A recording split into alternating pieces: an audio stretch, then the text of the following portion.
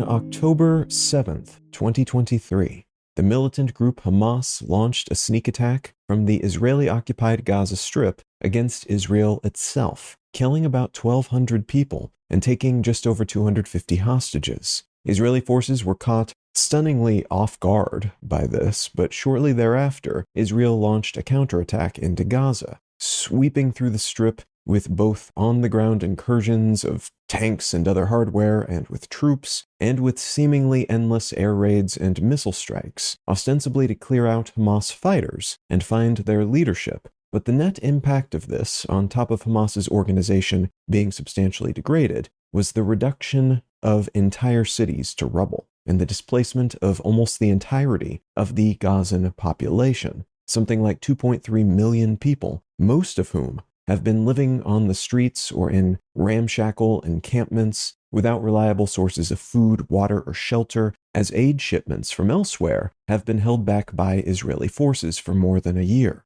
Gaza's health ministry estimates that more than 46,000 Palestinians and other Gazan residents have been killed as a result of the fighting over the past 15 months, with more than double that, nearly 110,000 people, wounded. The Israeli military says they've killed more than 17,000 militants over the course of their invasion, though both sources are biased and operating from incomplete numbers, so these figures are all considered to be suspect at this point, if probably in the right general ballpark, in terms of orders of magnitude at least. The hostages taken by Hamas during that initial attack into Israel have remained a tricky issue throughout this conflict, as Hamas leaders have continuously used them as bargaining chips, and at times as human shields, and the Israeli government has regularly reassured the hostages' families that they are focused on returning those captives home safely, but they have done this while also, in many cases,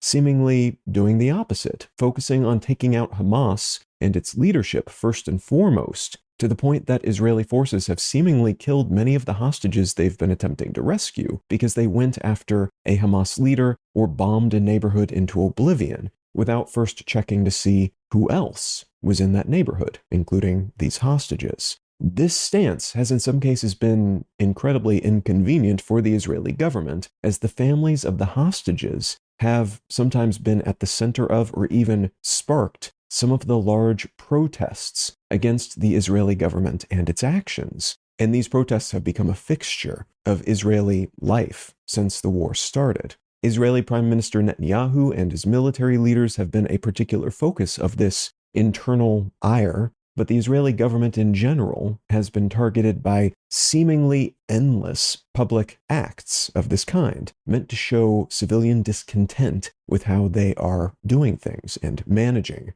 this conflict. Since that day, when Hamas attacked Israel in October of 2023, this war has expanded to encompass not just Israel and Hamas, but also other militant groups like the Houthis operating out of Yemen, and Hezbollah operating out of southern Lebanon, just on the other side of Israel's northern border. All three groups are supported in terms of training, weapons, and money by Iran's government, and they have helped Iran sustain a collection of proxy conflicts throughout the region for years, all without Iran ever having to get directly involved. It's pretty deniable. These relationships and that sponsoring of these groups has allowed Iran to exert its influence throughout the Middle East and beyond, including into the Red Sea, which typically serves as a vital international shipping channel. But because of regular attacks against shipping vessels by the Houthis from Yemen, the whole of the global supply chain has been disrupted, all sorts of things becoming more expensive, and already high inflation levels being goosed still higher because of the longer routes these cargo ships have to take, and thus it becomes more expensive to ship a whole lot of stuff globally because that one channel has become more difficult and dangerous to traverse. This dynamic of Iran playing puppet master with its proxies throughout the Middle East has shifted a bit over the course of this war, as these attacks on Israel and other entities throughout the region have attracted counterattacks by Israel and their allies, including the United States, and that in turn has left Hezbollah all but destroyed. A series of brazen decapitation attacks by Israeli forces, basically wiping out the whole of the group's upper ranks, and a whole lot of their resource stockpiles within a matter of days. They've also destroyed much of Hamas's local infrastructure and leadership, and the Houthis, while attracting a lot more attention and prestige for their efforts in the Red Sea, have also seen their capacity to operate more broadly substantially degraded by the presence of a swelling and increasingly aggressive anti-Houthi international fleet in the Red Sea, all of which has significantly diminished Iran's reach and its capacity to move pieces on the board. Attacks directly against Iran by Israel, too, which were met with remarkably ineffectual counterattacks by Iran, have likewise destroyed infrastructure, but perhaps even more importantly, substantially reduced Iran's credibility as a true force in the region. They are still a huge military power, in other words, but unless something changes, like their military managing to develop a practical nuclear weapon or something like that, they are no longer considered the force they were at the beginning of all of this. Their weakness across distances, at long range in particular, makes them look downright ineffectual compared to pretty much all the other military powers in the region right now. This has also arguably made them a less appealing ally for Russia. And though the two nations recently announced a new defense pact, this pact was seemingly signed because both nations recently lost a valuable supplicant state in Syria, which saw its Assad government toppled not long ago. The new government not clearly aligned with either of them, and perhaps even oppositional to them. This pact was made from a place of relative weakness then, not strength, and its dictates are pretty limited. No mutual defense clause, no formal alliance. It's basically meant to indicate that the two nations will not actively help anyone else attack the other from their territory, which is about as non-committal as these sorts of agreements get. To Russia, still then, Iran is more or less a provider of drones and rockets, not a peer, or even a true regional power, not anymore. And that's partly the result of the weakness Iran has shown in the face of repeated Israeli aggression toward them and their proxies during this conflict. This conflict has also shaped global politics, as people on the political left in particular have tended to rally for innocent Gazan civilians, while those on the right have tended to support Israel's also conservative government and its decision to conduct the war as it has, basically not taking those innocent civilians into as much consideration as those more leftist parties would prefer. This may have nudged the recent US presidential election in Trump's favor, and other campaigns have likewise been at least minutely affected by this issue and its polarizing, at times fracturing effect on left-leaning parties in particular. What I'd like to talk about today, though, is what looks to be the beginning of the end of this conflict, and what a newly negotiated ceasefire between the involved parties entails.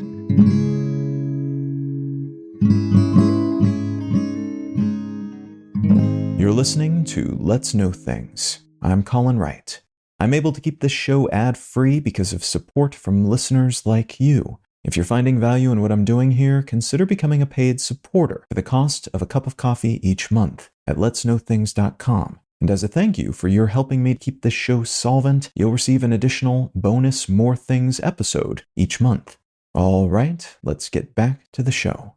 The events I breezed through in the intro paint a far from complete picture of what has happened during this war. It has been big and sprawling and expansive and expensive and brutal, and it has fundamentally changed the geopolitical setup of both the region and the world.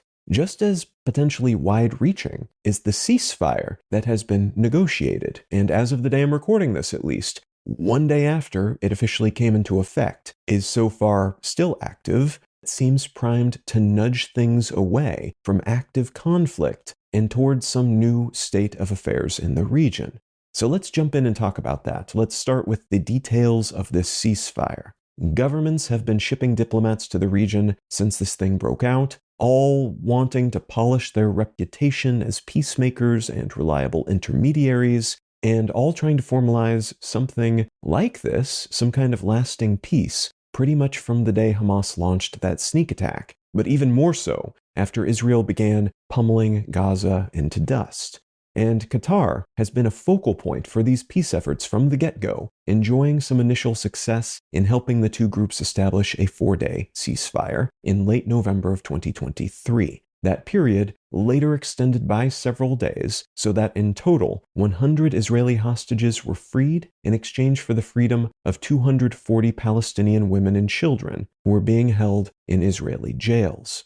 Qatar has been building its reputation for these sorts of negotiations, and Egypt joined in partly for the same reputation-polishing reasons, but also because Israel's invasion has come dangerously close to their shared border, and there have been concerns that displaced Palestinians might be forced across that border by Israel's attack, creating a humanitarian crisis within Egypt's borders that would have been expensive and disruptive in many ways.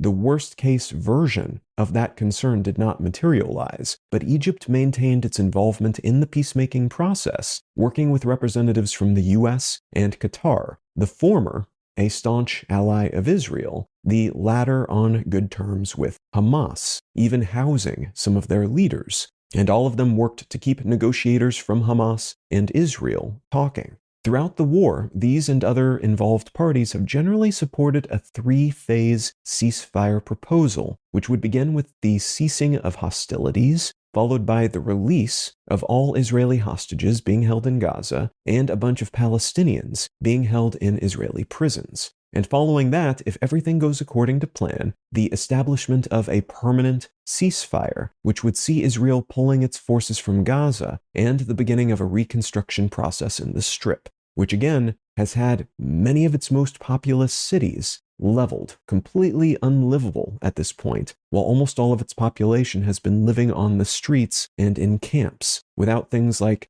power and water and sewage utilities or even electricity. This plan sounds pretty straightforward on its face, but the specifics are fuzzy, and the negotiation has thus been fraught, and any implementation is inherently riddled with diplomatic landmines, amongst other perils. And this is part of why previous versions of this ceasefire agreement have been hamstrung. Back in mid-2024, Netanyahu halted progress on what seemed to be an acceptable to everyone version of the plan, saying he would not support any resolution that ended the war, only one that implemented a partial ceasefire. And that seemed to be a political move on his part. But throughout the negotiation process, there have been a lot of good faith concerns and disagreements as well. So this has been a slow, frustrating grind for everyone involved. Pressure from those aforementioned involved parties, though, and almost certainly Israel's successes on the ground against all those Iranian proxies and Iran itself, seems to have led to the right combination of circumstances and variables so that even Netanyahu has indicated it's probably a good time for a ceasefire. There have been murmurs, unconfirmed at this point, that freshly re-elected US President Trump pressured Netanyahu to move in this direction, and that this new pressure from the incoming administration, which has long been on very friendly terms with Netanyahu's government, combined with those other existing pressures, might have been what sealed the deal on this. And it is probably why all of this has coincided with Trump's recent inauguration. Whatever the specifics of the genesis of this agreement, though, there was finally enough appetite for a 3-stage ceasefire to come together. And the resulting plan was approved by Israel's Security Cabinet and then the government's full cabinet on January 17, 2025. The other parties were already on board, so this was enough to move the thing forward. This plan, which was officially implemented a few days before this episode goes live, on January 19th, 2025, will start with a 42-day pause in fighting that will see Israeli forces leave Gaza, pulling back to a buffer zone along the periphery of the Strip. This will allow civilians to return to what's left of their homes, while also enabling the import and distribution of a whole lot more aid deliveries, which have been hampered by those Israeli forces up till this point. There will be a complete ceasefire from this moment forward if everything goes according to plan, and a bunch of hostages will be released. 33 Israeli civilians and female soldiers freed by Hamas, and some larger number of Palestinian prisoners held by Israel released in exchange. A portion of that total number released each week at regular intervals during this first stage. Shortly after the first stage's implementation, the Rafah crossing that divides Gaza and Egypt will also be reopened to allow sick and wounded people, including wounded Hamas soldiers, to leave the Strip. Though it's not clear at the moment if control of that crossing, which is currently held by Israeli forces, will be returned to the Palestinians soon, at a later stage, or at all. After that 6-week period, the second stage will focus on the exchange of the remaining Israeli hostages, both alive and dead, and the release of a proportionate number of Palestinian prisoners. Though prisoners who have been convicted of murder will be released to prisons in other countries, rather than back into Gaza or the West Bank. Israel would also completely withdraw from Gaza at this point, though Israel's cabinet has not yet voted on this specific condition, and far-right members of that cabinet have said they are not in favor of this, so it could end up being a sticking point. This second stage currently has an unknown duration, which is another complexity that could ultimately trip things up, as an inability to agree upon the end of a stage could keep the next one from ever happening, without technically derailing the agreement or this process as a whole. The third stage, if and when we get there, could last a long time, many years, and it would include an exchange of the dead bodies of hostages and Hamas members that have not yet been returned, while also kicking off a 3 to 5 year reconstruction period that would see the Strip being rebuilt under international supervision. This is also when some kind of Palestinian governance will need to be reestablished in the Strip. Though while many international players want the Palestinian Authority, which governs the Israeli-occupied West Bank, to retake control of Gaza, and they governed the area previously but were booted by Hamas back in 2007. Israel is not in favor of Palestinian Authority leadership being reintroduced to the region. So that is another point of contention that could derail things before the whole of the peace process can play out.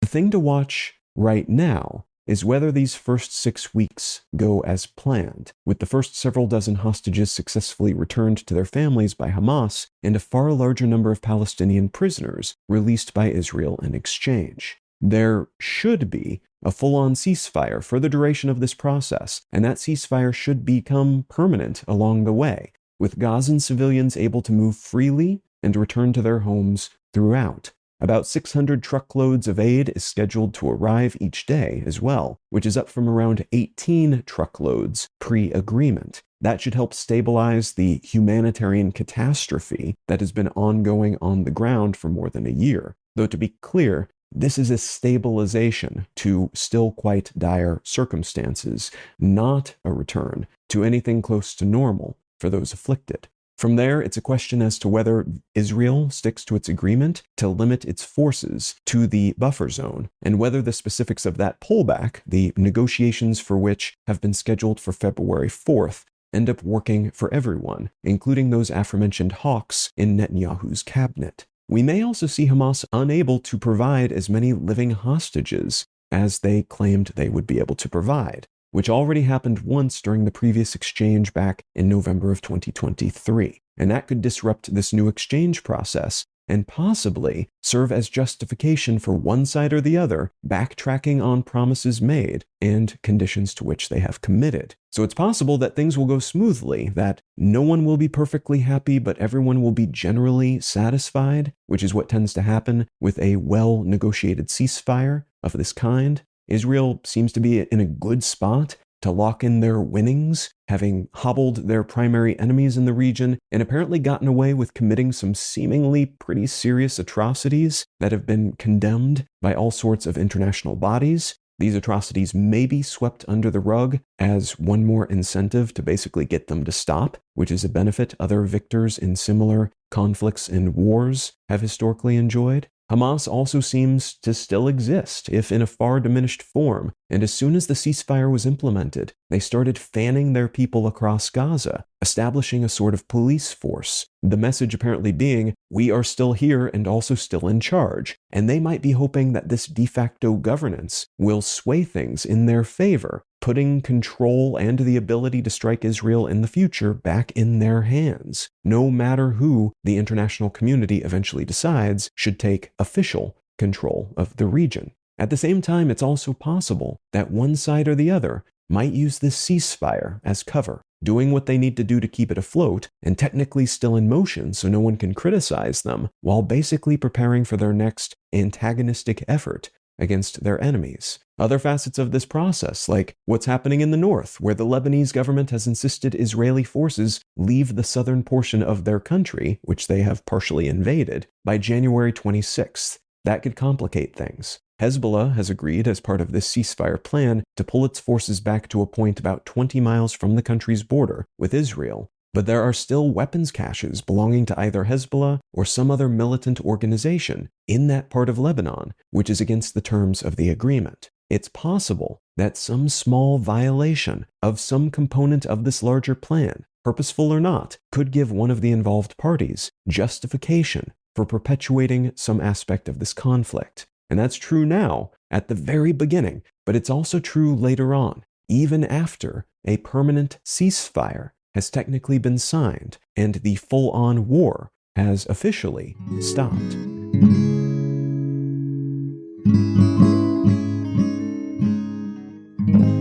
The book I'd like to recommend today is called Witch King by Martha Wells. I picked up this book because it's by an author who's written a bunch of other books that I really enjoy, the Murderbot series, which is just a blast to read. It's hilarious and fun and interesting if you get the chance to pick up that one at some point. But while that one is a science fiction series, this one is the first book in a fantasy series, and it's very different in tone, different in scope, different in everything from that other series. But the magic system, the mythology, the characters are all novel and unique enough that I'm very interested to keep reading. It did not grip me from the first page the way the Murderbot series did, but the groundwork that is being laid and the world building that's being done is fascinating enough and has so much potential that I will definitely be picking up the second book when that arrives on shelves. Now, if any of that sounds interesting to you, consider picking up a copy of Witch King by Martha Wells.